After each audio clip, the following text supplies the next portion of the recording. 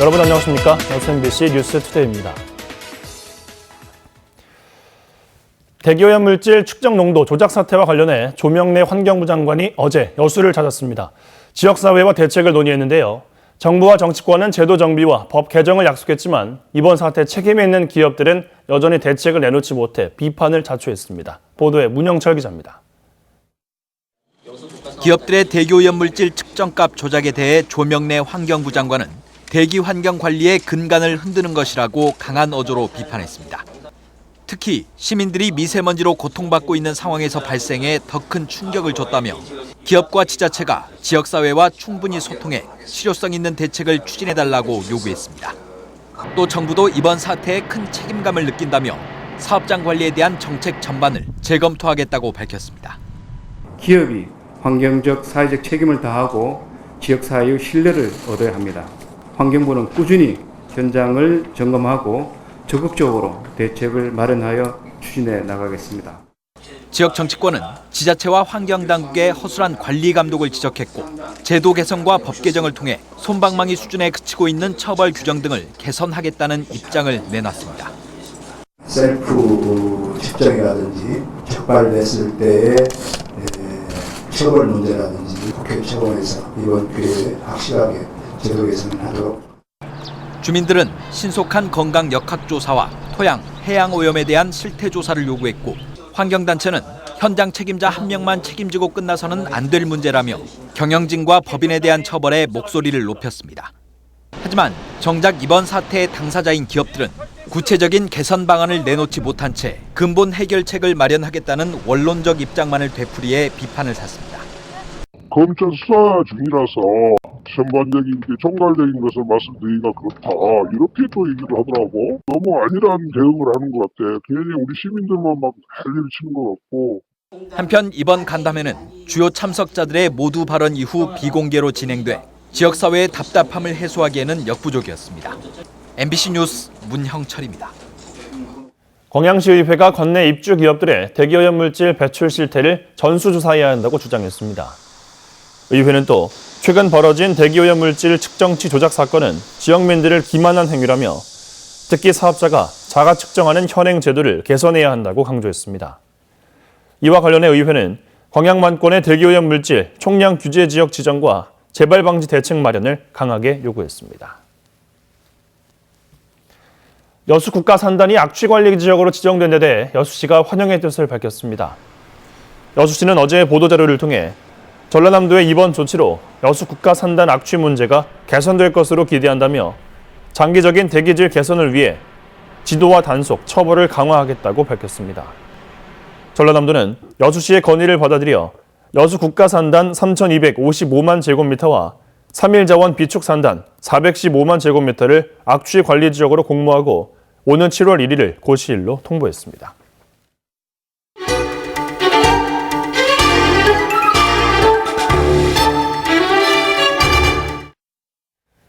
짙은 초록으로 물들은 보성의 차밭을 하늘에서 촬영한 영상이 여수 MBC 유튜브를 통해 생중계됐습니다. 목포 MBC 기자들은 지역의 정서가 물씬 배어나는 유튜브 생방송을 시작해 눈길을 끌었습니다. 이번 주 인기 유튜브 영상 박광수 기자입니다. 다향대축제가 화려하게 개막된 보성 차문화공원. 한복을 입은 1,000명의 여인들이 찻잎을 따는 퍼포먼스가 드론 영상으로 생중계됐습니다. 짙은 초록으로 색이 오른 차밭이 수많은 색동 한복과 어우러져 장관을 이룹니다.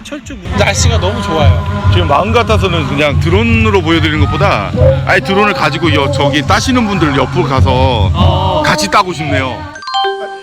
목포 MBC 보도국 기자들은 유튜브 매일 생방송이라는 도전을 시작했습니다.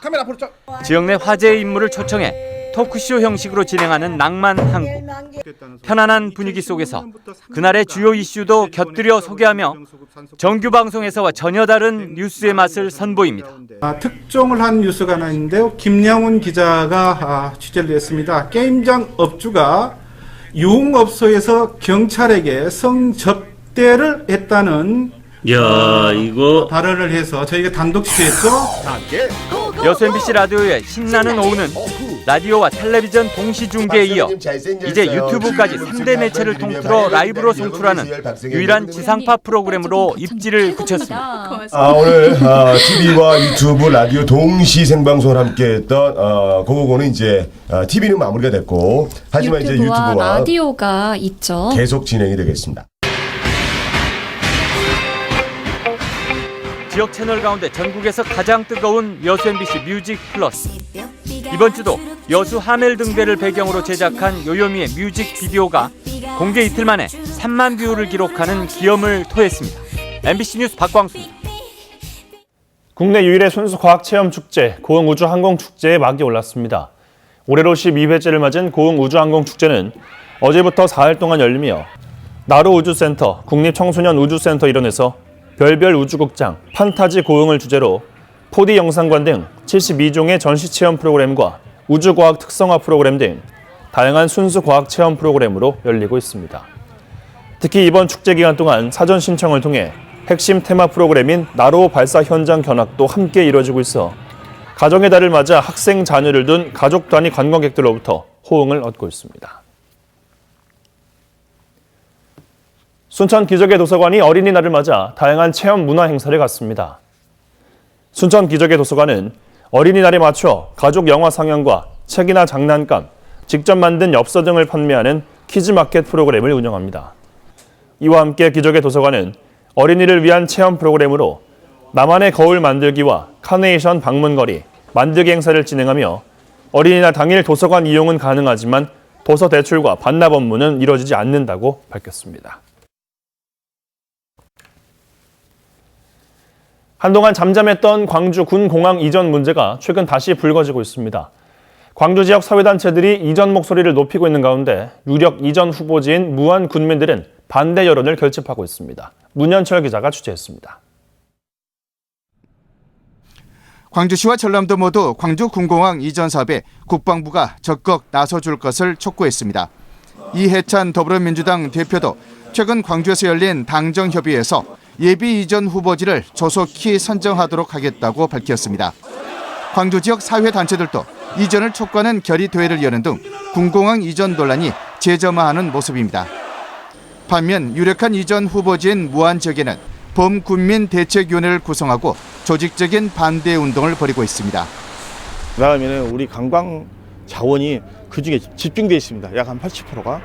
그래서 우리 무안군 전반적인 우리 산업이라든가 지역 경제가 침체되기 때문에 저희들이 반대하는 겁니다. 주민설명회와 군민교육은 물론 광주 군공항 소음 피해 견학을 통해 군공항이 가져올 피해들을 적극적으로 알리고 있습니다. 뭐 옆에 사람 말을 하는 거 들을 수도 없고 하기 때문에 어떻게 여기서 삽니까? 상상을 할 수가 없습니다. 무안군은 군공항 이전 대응 지원 조례를 제정하고 민간단체의 이전 반대 운동에 힘을 보태고 있습니다. 소음 피해 반경에 들어가는 목포시와 신안, 해남군 등 인근 지자체에서도 군공항 무안 이전에 대해 우려의 목소리가 커지고 있는 상황입니다. 군공항 이전 사업은 광주시가 신공항을 건설해 국방부에 기부하면 국방부가 현 군공항 부지를 시에 양해하는 방식으로 추진되고 있습니다. 이전 군공항 부지는 여의도 면적의 2배인 1,500만여 제곱미터, 사업비는 5조 7,480억 원으로 추산되고 있습니다. MBC 뉴스 문현철입니다. 더불어민주당이 내년 총선을 앞두고 공천 규칙을 확정했습니다. 더불어민주당은 어제 최고위원회의를 통해 총선 출마 예정자들의 공천 심사 때 여성과 청년, 장애인 등에게 주어지는 가점을 최고 25%로 올리고 정치 신인도 최고 20% 내에서 가점을 받도록 했습니다. 반면 선출직 공직자가 총선에 출마할 경우 30%의 감점을, 경선 불복과 탈당자들에게도 25%의 감점을 주고 현역 국회의원의 전원, 경선 참여와 함께 전략공천 최소화를 확정했습니다. 최근 6년 동안 전남 지역 출생아 분만 건수가 크게 감소한 것으로 나타났습니다. 건강보험심사평가원이 국회 보건복지위원회 최도자 의원에게 제출한 최근 6년간 지역별 분만 심사 현황에 따르면 지난해 전남의 출생아 분만 건수가 7,200여 건으로 지난 2013년과 비교해 33%가 줄었습니다. 이는 세종과 제주를 제외한 전국 광역도시 가운데 가장 적은 분만 건수입니다. 특히 지난 2017년과 지난해 전남의 분만 건수가 출생아 수보다 각각 4,300여 건, 3,900여 건이 적어 대도시 원정 출산 현상이 갈수록 뚜렷한 것으로 분석했습니다. 전남대학교 여수캠퍼스가 2019년 창업보육센터 경영평가 결과 최우수 기관으로 선정됐습니다. 여수창업보육센터는 중소벤처기업부가 전국 261개 창업보육센터를 대상으로 실시한 경영평가 결과 입주기업 성과와 자체 운영 실적 부분에서 높은 평가를 받아 최우수 기관으로 선정됐습니다. 매년 중소벤처기업부와 전남도 여수시로부터 운영 보조금을 받아 운영되는 여수창업보육센터에는 모두 14개 기업이 입주해 있으며 교수와 학생, 지역민의 창업 활동을 지원하고 있습니다. 순천시가 연양뜰 개발 현장에서 부서별 협업 토론회를 개최했습니다. 순천시는 정원지원센터와 연양뜰 현장에서 연양뜰 개발과 에코에듀 체험센터 등 각종 연관 사업 간 협업 토론회를 열었습니다. 이번 토론은 오는 9월 개관을 앞둔 에코에듀 체험센터의 시설 운영과 균형 발전 박람회 개최 준비 상황을 공유했습니다. 반소매 차림이 전혀 어색하지 않으셨죠? 오늘도 가벼운 옷차림을 하셔야겠습니다. 낮더위가 계속되겠는데요. 특히나 경북 의성의 한낮 기온은 30도까지 오르면서 한여름에 해당하는 기온을 보이겠고 서울도 27도까지 오르겠습니다. 낮 동안에는 볕이 강하게 내리쬐면서 오존 농도도 높아지겠는데요. 특히 올 들어 처음으로 경기 북부와 전남 곳곳으로는 오존주의보도 내려진 만큼 각별히 유의를 하셔야겠습니다. 서울은 서쪽 지방은 공기질마저 아쉽습니다. 1시간 전보다 농도가 더 높아져서요. 조금 전 인천과 경기 남부를 중심으로는 초미세먼지 주의보가 새롭게 내려졌습니다.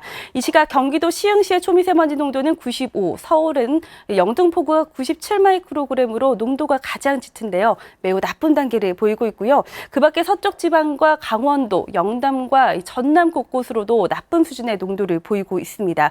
오늘 오후에는 스모그가 추가로 유입되겠고요. 내일도 공기질이 좋지 못할 것으로 예상을 합니다. 이 때문에 현재 전국의 하늘 자체는 대체로 맑게 드러나 있는데 연무나 방무가 끼어 있어서 시야가 뿌옇게 보이고 있습니다. 대기도 건조한데요. 현재 서울과 강원, 영동, 경북 그리고 제주도에는 건조주의보도 발효 중입니다. 현재 기온은 어제보다 높습니다. 서울은 13.2도, 부산과 제주도는 16도 안팎을 보이고 있고요. 한낮에 해안가를 제외하고는 일제히 28도까지 오르겠습니다. 특히나 대구 등 경북 지방의 기온은 29도까지 오르면서 가장 덥겠습니다. 절기상 입하인 월요일 돼서야 차츰 예년 이맘때 기온을 웃돌 것으로 보입니다. 날씨였습니다.